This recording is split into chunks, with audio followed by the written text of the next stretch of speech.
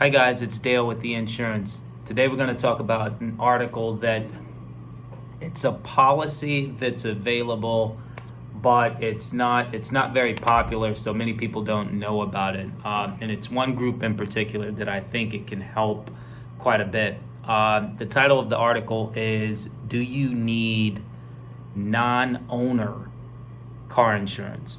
Right? So non-owner policies cover they're built to cover the liability for you driving a car. You don't own that car, but you're driving a car. You're at fault for an accident, and you cause property or injury to the people within the other vehicle.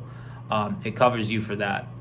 Now, there are add-ons, and sometimes in some states these other coverages are included. One is uninsured coverage, which pays the medical costs for when you're in an accident and the at-fault driver doesn't have insurance or is underinsured, right? Another add-on is uninsured motorist property coverage, right? So it's kind of the other side of the uninsured coverage, so to speak. But it pertains to property, so it pertains to your vehicle or any other property damage when you're at fault, right? But just take note that non-owners car insurance is for liability. If you want property as well, more often than not, you're gonna have to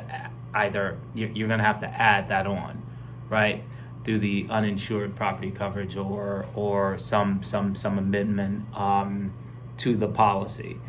Now, those people that may, I'm sure you're just wondering, who needs this? Those people that they mainly fall into three buckets. One bucket is people who are always driving someone else's car, right? So we all know the idiom that car insurance follows the car, not the person, typically. So even if you're driving a friend's car, yes, you are right. That insurance for that vehicle will probably, and more often than not, follow that car. But let's say you're in a situation where you get into an accident and you blow out of your friend's car. You don't own the vehicle. You blow out the limits of your friend's insurance policy. Now you're on the hook for the remainder, right? I guess that's not funny because that could put people in bankruptcy, cause a lot of trouble. If you have a non-owner's car insurance policy, it can plug that gap, right? So you won't be out of pocket. It will plug the gap of anything excess of your friend's car insurance policy. The other group of people are those that rent cars all the time, right? So like we know, and here we actually suggest that for peace of mind, you go ahead and buy the insurance that the rental company offers, just because it's dollar for dollar. It doesn't impact your insurance rates or anything, and